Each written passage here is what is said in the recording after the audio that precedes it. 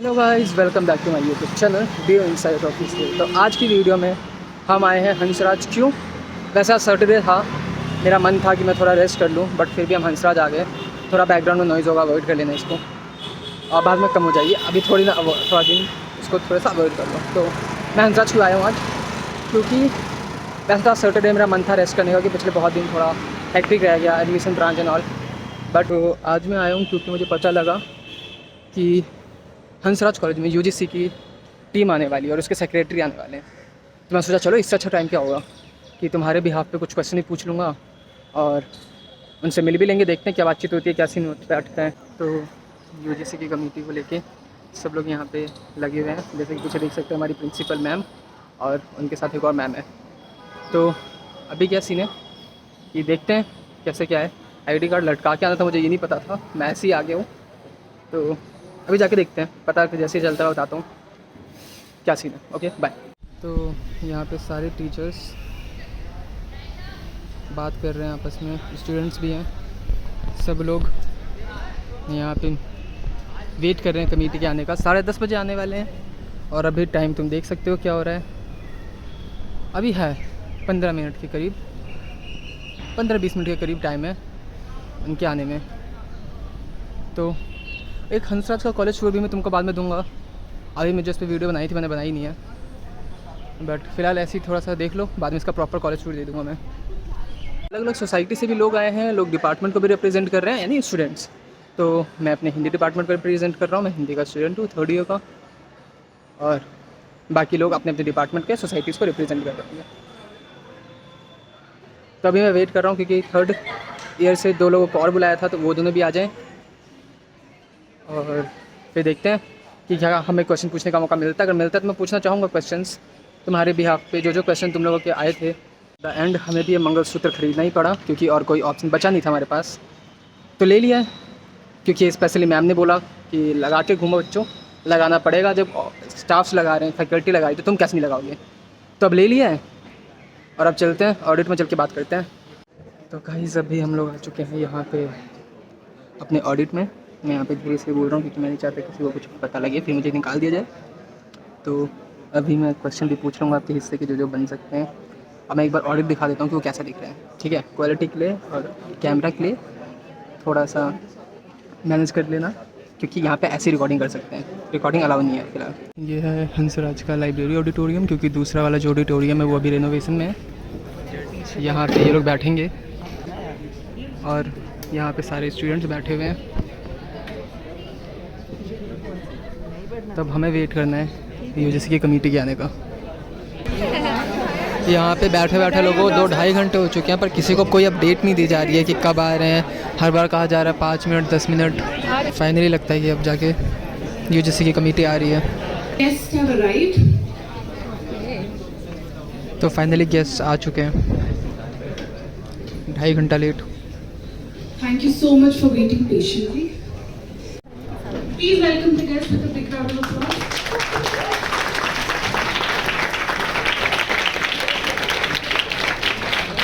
Good morning everyone. A very warm welcome to all present here on this day. It gives us immense pleasure to extend a heartfelt welcome to our distinguished guests, respected faculty and dear students who have gathered here today for a truly special interaction. We are especially honored to have with us two esteemed individuals whose presence adds great value to this event. Professor Manish Joshi, the Secretary of University Grants Commission. सब लोग fresh है ना? Yes sir. Students fresh है कि नहीं है? कब से बैठे हैं यहाँ पे? 2 घंटे से। कब से? 2 घंटे से। बाप रे! 120 मिनट से आप यहाँ पे बैठे हैं। यूनिकॉर्न क्या है? यूनिकॉर्न हाथ ऊपर करके बताओ, व्हाट इज यूनिकॉर्न? ये वही आखिरी वाले जो उनको दीजिए। अब आप खड़े हो जाइए, नाम भी बताइए आपका और यूनिकॉर्न क्या है वो भी बताइए आपका। आप लोग चैट जीपीटी का भी यूज करते हैं ना? Hello. हाँ, Myself Nishi Ranjan from Philosophy Honours 3rd year. Unicorn is a company having worth more than $1 billion. $1 billion से ज्यादा उसका वैल्यूएशन है ऐसी कंपनी। ठीक है, ये $1 बिलियन में कितने रुपए हो गए? 8,000 करोड़, कितना? 8,000 करोड़। 8,000 करोड़, 8,000 करोड़ जिसका वैल्यूएशन है। यूनिकॉर्न मैंने और क्या है? और कोई बताएगा यूनिकॉर्न का और क्या मीनिंग है? हाँ, दे दो उनके पास। नाम भी बताइए आप। Good morning, sir.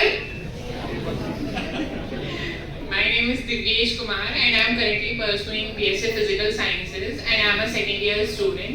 So basically, unicorn is a legendary creature that has been described in antiquity as a beast with a single large pointed horn projecting from its forehead.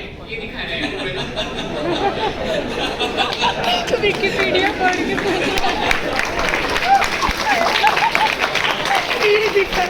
ये किसने लिखा है? ChatGPT ने ऐसा लिख के दिया क्या? विकिपीडिया। विकिपीडिया पे ऐसा लिखा है। इसका मतलब क्या है? इसने जो पढ़ा इसका मतलब किसको समझ में आया? इन्होंने जो पढ़ा इसका मतलब क्या है? क्या है यूनिकॉर्न?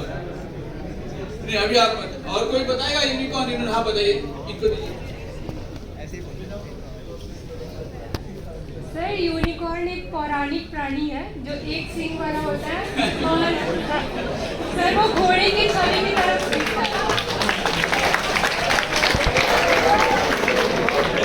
ये परफेक्ट ट्रांसलेशन किया है उन्होंने।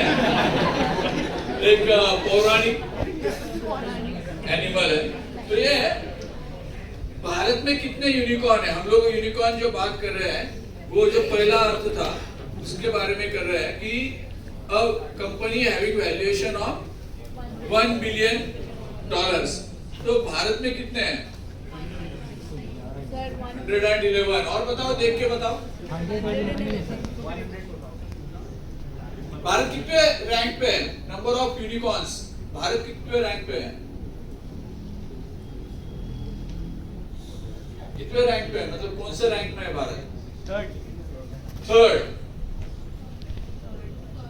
Number of rank. तो आप में से कितने लोगों को लगता है कि मेरे पास ऐसी आइडिया है कि जिसके कारण मैं एक खुद की कंपनी बनाऊंगा या बनाऊंगी कि जो डाउन द लाइन 10 साल, 15 साल, 20 साल बाद एक यूनिकॉर्न होगी? जैसे आप में से कितने लोगों को लगता है? 1 2 3 4 5, वेरी गुड, 6, वेरी गुड, ठीक है। इन सब के लिए एक बार तालियां बजा दो।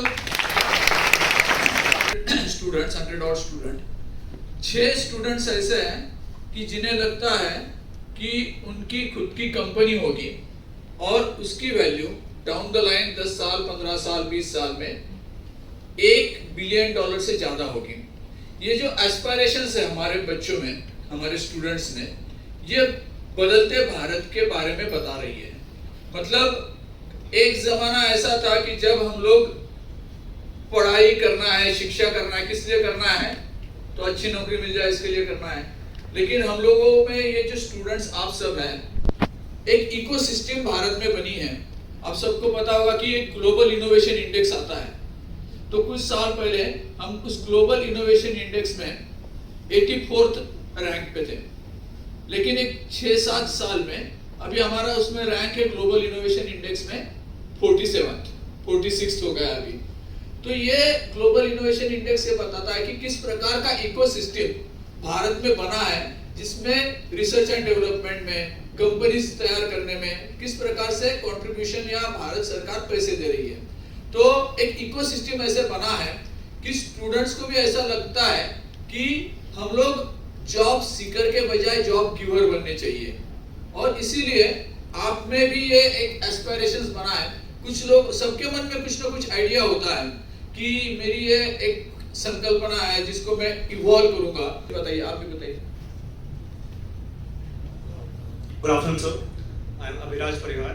I'm a third year zoology honors student only. So, as my subject, I study zoology. For 3 years I've been studying it, right? But my interest lies in technology and graphic designing, as well as my career after my graduation, I would be pursuing law. And I have a business which I started last month only. So, yeah, I am basically a student with various different interests. So okay, तो आपका business क्या है? Sir अभी तो साड़ियों का है. साड़ियों का. Yes. Okay. So it is in collaboration with my mother. She is a single mom. So we both have started it together. Very good.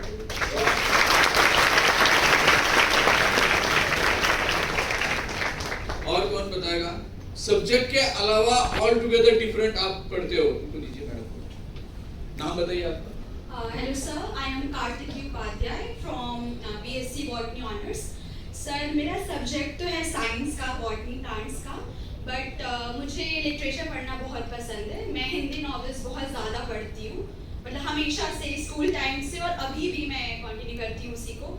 तो थोड़ा साइंस से हट के लिटरेचर में जाना अच्छा लगता है. अच्छा लगता है.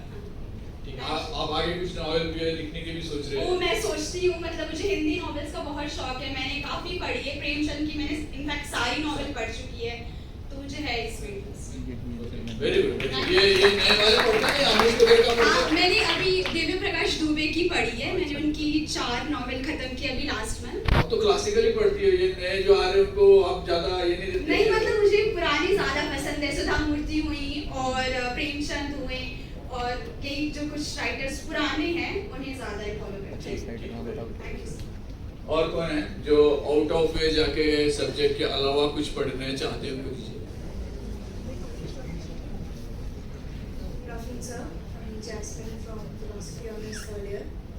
Sir, actually, philosophy पढ़ के we deal with dilemmas and some morality or ethical things. But I have interest in crime documentaries.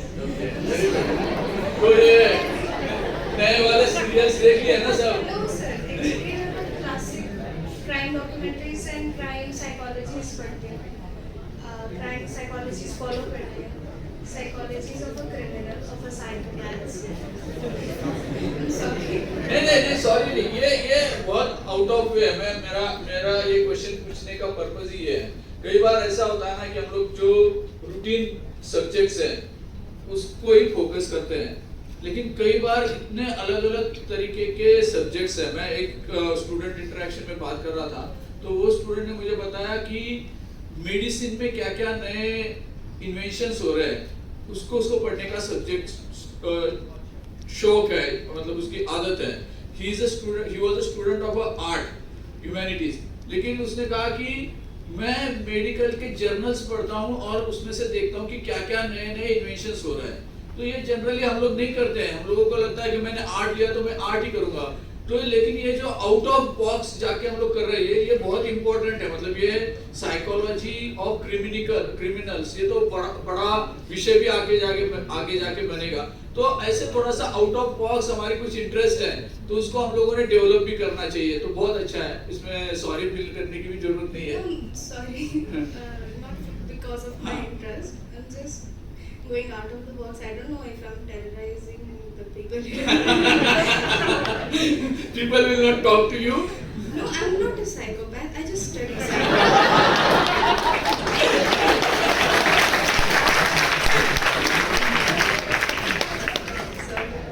Very good, very good. हाँ, क्योंकि सारे विषयों की बात हुई तो मुझे लगा संस्कृत की कुछ बात होनी चाहिए. सर, मेरा नाम कुमार आदर्श है और मैं संस्कृत का विद्यार्थी हूँ. जब हम पहली बार हंसराज में आए तो संस्कृत को पढ़ते हैं विषय के रूप में, भाषा के रूप में नहीं पढ़ते थे. तो हमने एक विवक्षु नाम से संस्था प्रारंभ की. विवक्षु अर्थात बोलने वाला.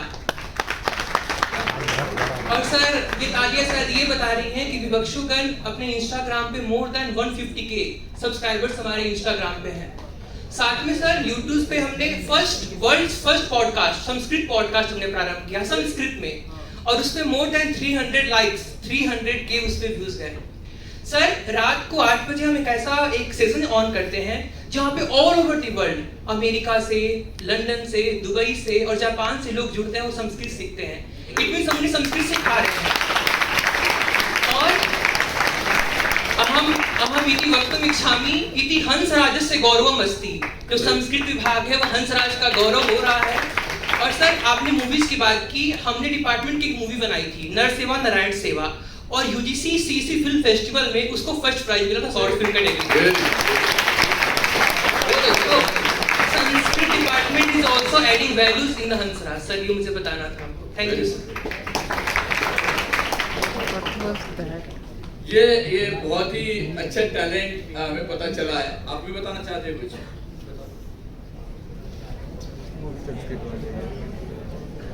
नमस्कार महोदय, मैं राकेश कुमार मिश्रा संस्कृत के ही तृतीय वर्ष का छात्र हूँ। ये ऐसे तो मैं संस्कृत का विद्यार्थी हूँ, परंतु मुझे व्याकरण में कतई इंटरेस्ट नहीं है। और इंटरेस्ट मुझे है महोदय सिविल के वर्क में, जैसे कि मेरे घर में जो है वो कंस्ट्रक्शन कार्य जो किया जाता है, मेरे पापा ठेकेदार हैं, तो कंस्ट्रक्शन में मुझे बहुत ज्यादा इंटरेस्ट है, बिल्डिंग भवन निर्माण इत्यादि में। और मैं एक ज्योतिष का भी छात्र हूँ, मैं ज्योतिष बाहर से कहीं से सीख रहा हूँ। और महोदय मैं वामाचार पद्धति से जो तंत्र इत्यादि होता है, तंत्र मंत्र इत्यादि, मैं उसका भी छात्र हूँ। तो मुझे इन सबसे हटके उसमें बहुत ज्यादा रुचि है और खेती इत्यादि में भी मुझे बहुत ज्यादा रुचि है। ये तंत्र मंत्र सिर्फ पढ़ रहे हो ना अभी? बहुत प्रयोग भी कर सकते हैं।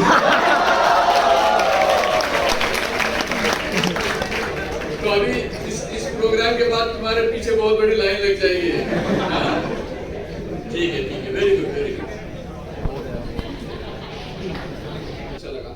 एक और प्रश्न मैं आपसे पूछूंगा, फिर हम लोग थोड़ा सा और आगे जाएंगे कि कई बार ये जो जनरेशन है आप सब लोगों की, बहुत कॉम्पिटिटिवनेस भी है। तो आप लोगों को, जैसे मैंने कहा था कि स्ट्रेस भी आप करते क्या एक्सपीरियंस, तो सबको स्ट्रेस तो आता है, कई अलग अलग विषयों में आता होगा। कई बार परीक्षा अचानक से आ जाती है, हम लोग प्रिपेयर्ड नहीं होते हैं।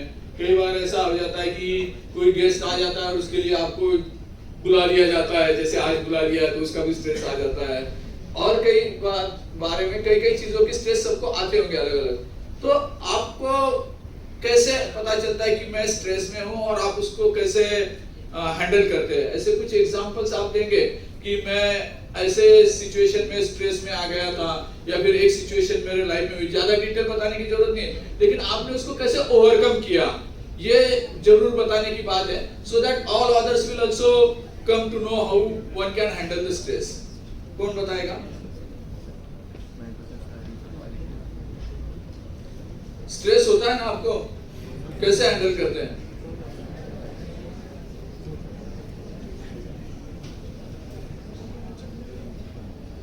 हाँ, कोई भी बता सकता है।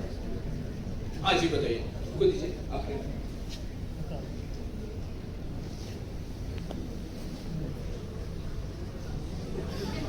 Hello guys, once again. आपने लोकेशन बदल लिया क्या आपका? Yes, मैं लोकेशन वाइज आपको याद रखने वाला था कि यहाँ पे बैठे आप बात कर लिया, आपने लोकेशन बदल लिया, ठीक है? So actually, it was a event of my 12th when I was in my 12th class. So starting में everything was going fine, but eventually there was some health issues with me, and doctor have advised me the bed rest. So it was a time interval for 4 to 5 years जब मैं bed rest पे रहा। मेरा syllabus सारा backlog हो गया, मैं school नहीं जा पाया, कुछ नहीं पढ़ पाया। But जनवरी में मैं रिकवर करा, but प्री बोर्ड्स प्रैक्टिकल सब था, तो वो एक मंथ का ही मेरे पास टाइम था so that I can recover. और मैं अपना स्टडी मटेरियल भी सब कर पाऊँ, तो ऑब्वियसली इट्स आपको पूरा 12th का सिलेबस पढ़ना है और आपके प्रैक्टिकल्स भी हैं, प्री बोर्ड्स भी हैं, and I was also preparing for JEE mains, तो it was a lot of stressful situation for me. But the thing is which really help me वो support of my mother and father. I came from a family जो Indian culture को बहुत ज़्यादा follow करती है, हवन कीर्तन बहुत ज़्यादा होता है, so spirituality help me a lot, meditation and yoga exercises मेरे को बहुत ज़्यादा हेल्प करी। Also I will really thank my mother कि मेरे साथ 4 बजे वो भी उठती थी, इवन रात में देर से सो गई, जिससे मैं योगा कर पाऊँ, टाइम से अपने स्ट्रेस को रिवॉल्व कर, मतलब स्ट्रेस से अपना उसको ओवरकम कर पाऊँ। And the result was I rank 4th, I got 4th rank in my district with 91.4%. It was less than expectation, but it was very much for me. Very good. तो इसमें इन्होंने ऐसे कहा कि he could recognize that he is under stress, और उसके लिए उन्होंने कहा कि योगा उनको हेल्प किया, मेडिटेशन उन्होंने उनको, स्पिरिचुअलिटी भी हेल्प की, लेकिन सबसे बड़ी बात उन्होंने जो कही कि उन्होंने फैमिली के साथ शेयर किया कि व्हाट दे फील। कई बार ऐसा होता है कि हम लोग अगर जब स्ट्रेस में होते हैं तो वो एक छोटी सी चीज हमको इतनी बड़ी लगती है कि हम उसमें ही डूब जाते हैं। हमें लगता है कि इसके अलावा दुनिया में कोई बड़ा क्वेश्चन नहीं है, कोई बड़ा प्रॉब्लम नहीं है, मेरा ही प्रॉब्लम मुझे बहुत बड़ा लगने लगता है, और इसके कारण हम लोग ज्यादा स्ट्रेस हो जाते हैं, ज्यादा डिप्रेशन में जाते हैं। तो हमें चाहिए कि बात करें थर्ड पर्सन से। तो उन्होंने फैमिली मेंबर से बात किया। Hi sir, I am a third year student at Hansraj. I've been a part of the Western and Street Dance Society of Hansraj, namely Urja, for the past 2 years. I'm in my third year now, so I'll be doing the third year. So for me, whenever I'm in a stressful situation or whenever I have accumulated stress, I freestyle on music, being a dancer myself. It helps us artists to let out our emotions and feelings through dance, through music. So that's what we do as a society and individually as well. ये accumulation of stress एक term use किया आपने, accumulated stress से क्या कैसे? Sometimes it happens that you are in a stressful situation, but it's not like सबका एक threshold होता है, तो you react, your body reacts after that when you cross that threshold. Sometimes it happens कि थोड़े छोटे instances होते हैं जिससे वो accumulate हो जाते हैं, and एक point के बाद it's just unbearable, so you like either you break down or you like vent out such like accumulated emotions through various things. So we freestyle. ये म्यूजिक जो है वो बहुत ही बढ़िया जरिया है जिसके कारण आप अपने आप को सूद कर सकते हैं, रिलैक्स कर सकते हैं। आप भी कुछ बता रहे थे नीचे पीछे हाथ इनको दीजिए। Good afternoon, sir. This is Anushka Nanda from English Literature, third year. Sir, a lot of times we mistake the stress that we are talking about as a negative thing. But a lot of times, stress is what is keeping us in the competition. There is two kinds of stress, eustress and distress. Eustress is positive. Distress is what our friend there talked about. And there's a stage where this distress becomes panic.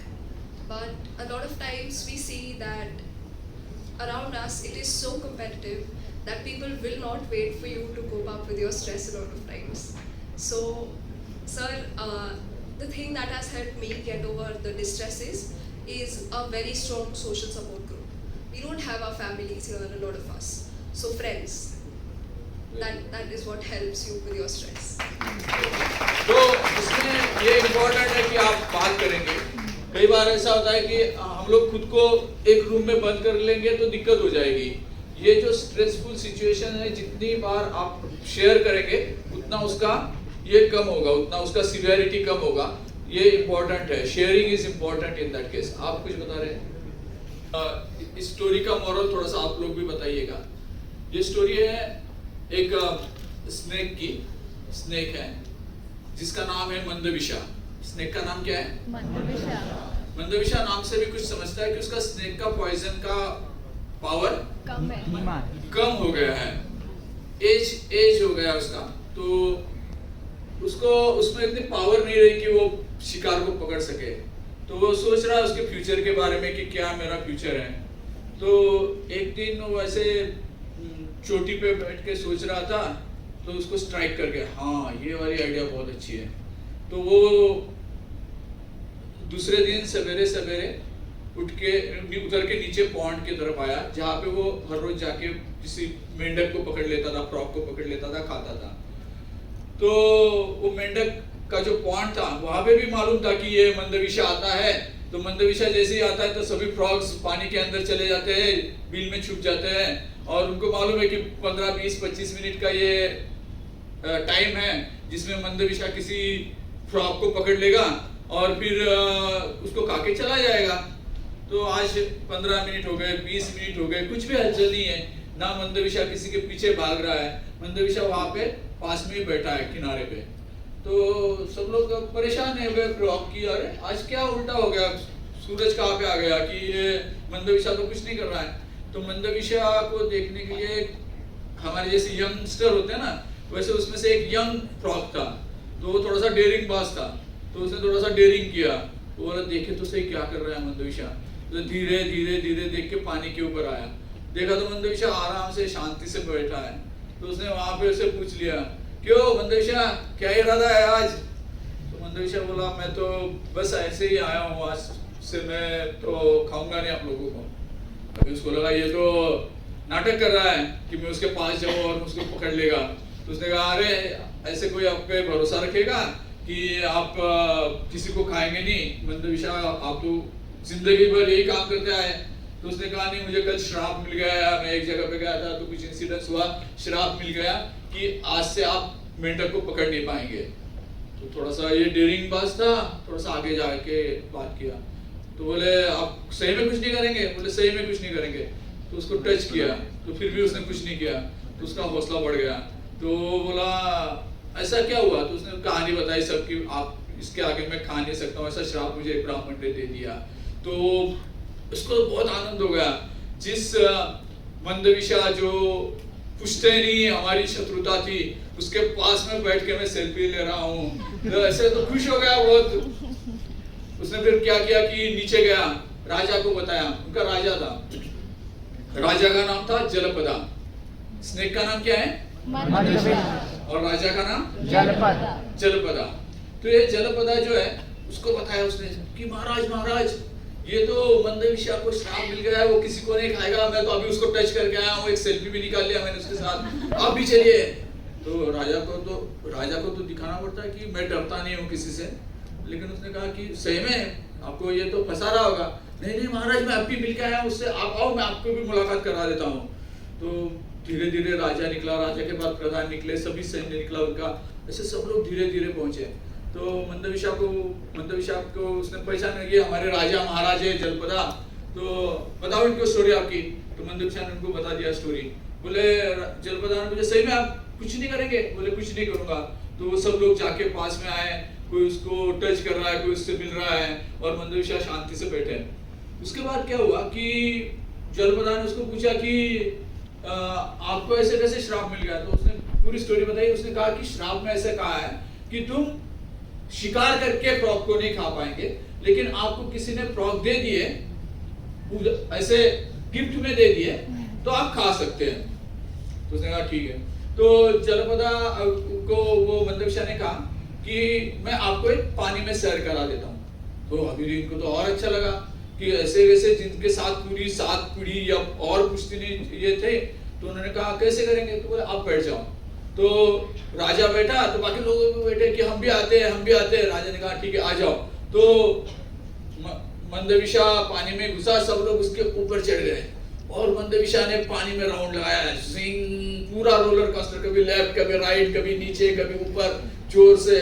तो सब लोगों को ये बहुत बड़ा experience था। इसके पहले तो वो ऐसे खुदक पे जाते थे, लेकिन अभी तो ये ऐसा रोलर कोस्टर जैसा अनुभव मिला। तो सभी फ्रॉग एकदम एक्साइटेड हाई लेवल पे आ गए कि ये तो बहुत बड़ा है। सभी लोग जलपदा को कहने लगे कि क्या महाराज आपने क्या अनुभव लिया है।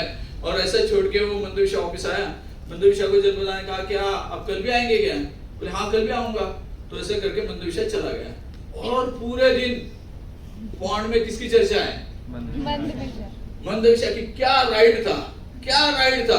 जो नहीं आए उसको उनको बोल रहे थे अरे क्या मिस कर दिया तुमने, लाइफ टाइम अपॉर्चुनिटी आपने मिस कर दी कि आपको ऐसी अपॉर्चुनिटी कभी नहीं मिलेगा। रोलर कोस्टर था, लेफ्ट राइट ऊपर नीचे, पता ही नहीं। तो सब लोग बाकी लोग भी ये हो गए। तो दूसरे दिन जैसे 8:30 का टाइम दिया था उसने कि मैं आऊंगा 8:30 बजे, 8 बजे से वहां पे लाइन लग गई। सबसे पहले लाइन में कौन खड़ा था? जलपदा, उसके पीछे सब लाइन। तो जैसे 8:30 बजे तो मंदविशा आया धीरे। तो सबने कहा कि हाँ चलो वाह मंदविशा, तो कल जैसा राइड देंगे? हाँ बोले कोई दिक्कत नहीं। तो मंदविशा पे सब लोग बैठ गए। अभी तो आज से ज्यादा भीड़ हो गई थी, लेकिन मंदविशा ने आज के दिन जो चक्कर लगाया वो कल से जो था उसका तो 10% भी नहीं था। बस एक चक्कर लगा दी और घूम के नीचे आ गया। तो अरे जलपदा बोला अरे ये क्या मंदविशा, कल तो हम लोगों ने क्या स्पाइडर जैसे किया था, कहाँ पे तो कितनी पावरफुल था राइड, और आज की रीड क्या है, कुछ भी नहीं है। तो उसने कहा महाराज मैं तो 2 दिन से भूखा हूँ, तो अभी मेरे पास इतनी एनर्जी नहीं है, कुछ एनर्जी आ जाए तो मैं करूँगा। और आपको तो पता है मुझे श्राप मिला है, मैं पकड़ के किसी से मार के खा नहीं सकता हूँ, लेकिन कोई मुझे गिफ्ट देगा, दान देगा तो ही खा सकता हूँ। तो जलपदा ने कहा अरे यार, तो उसने प्रधान जी को कहा प्रधान जी अपने यहाँ पे जेल में जो फ्रॉग्स रखे हैं हमने, वो वैसे भी कुछ काम के नहीं है, वैसे भी उनको हमने शिक्षा दे दी है, पनिशमेंट दे दी है, तो उनमें से 2 फ्रॉग लाके दे दीजिए उनको। तो ऐसे 2 फ्रॉग आ गए, मंदविशा को फ्रॉग मिल गए, दान में मिले हैं, तो उसने खा लिए।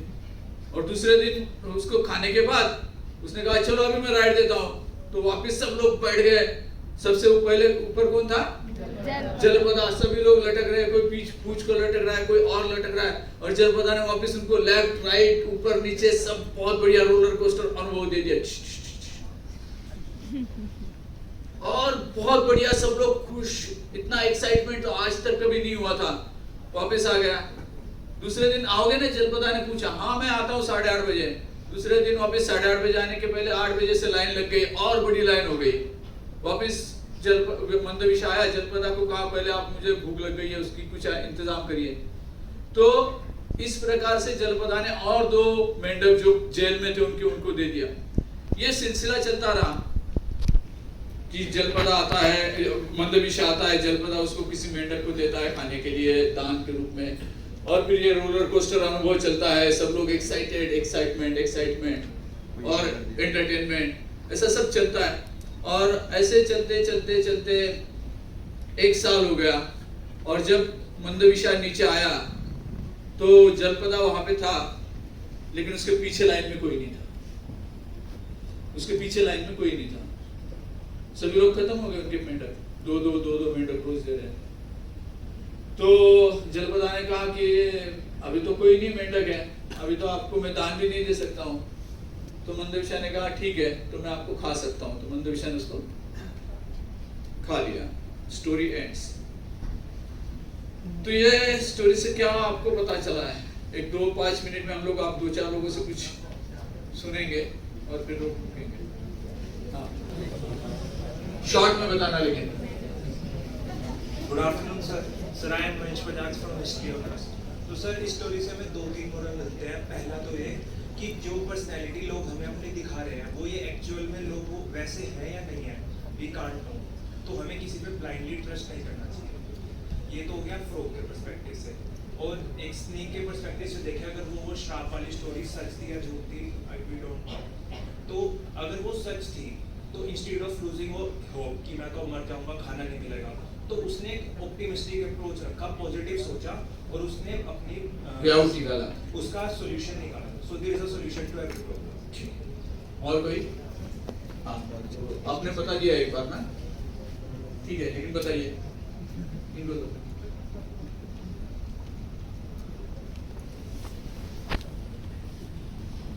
So number 1 is patience is key. Number 2 is दुनिया में आपको कोई फ्री में कुछ नहीं देता, तो to get something you have to give something. तो वो जो रिलेशनशिप स्टैब्लिश होगा वो हमेशा गिव एंड टेक का ही होगा, कोई भी बिना किसी रीजन के आपकी हेल्प नहीं करेगा। इसको देख रहा था एक अभी वो उसने बताया कि किस प्रकार से सोशल मीडिया प्रोज और कॉन्स भी हो सकते हैं। मैं देखता हूँ कि ये सेल्फ मतलब खुद को अगर हम लोग ये करेंगे जलपदा की जगह पे, तो बहुत सारे प्लेजर के लिए, मतलब उसको जो प्लेजर मिल रहा था राइड का, उसके लिए उसने अपने लोगों का बलि देना शुरू किया था। तो क्या कई बार ऐसा नहीं होता है कि हमें जो प्लेजर मिलता है सोशल मीडिया से, तो उसके कारण हम हमारा वैल्यूएबल टाइम भी स्पेंड कर देते हैं, हम लोग हमारे उसके टाइम की बलि देते हैं। एक बार ऐसा लगता है कि चलो 5 मिनट तो जाने वाले हैं सोशल मीडिया में या और कहीं पे, तो उसको हम लोग बलि दे देते हैं। दूसरे दिन ऐसा लगता है कि और 5 मिनट गए तो क्या फर्क पड़ेगा, तो उसके बाद धीरे धीरे ऐसा लगता है कि हम लोग उसमें ही चले जाते हैं। तो इसलिए थोड़ा सा उसको इस एंगल से भी हम लोग देख सकते हैं, और कई एंगल उसमें आएंगे, जैसे अभी यहाँ पे और लोगों ने बताया है। तो ये पंचतंत्र की कहानी है, आप लोग भी उसको थोड़ा सा देखते जाएंगे तो कुछ और मॉडल उसमें से निकल के सामने आते हैं। आप सबको बहुत सारी शुभकामनाएं, आप सबसे मिलकर बहुत अच्छा लगा, बहुत क्रिएटिव और बहुत out of way, out of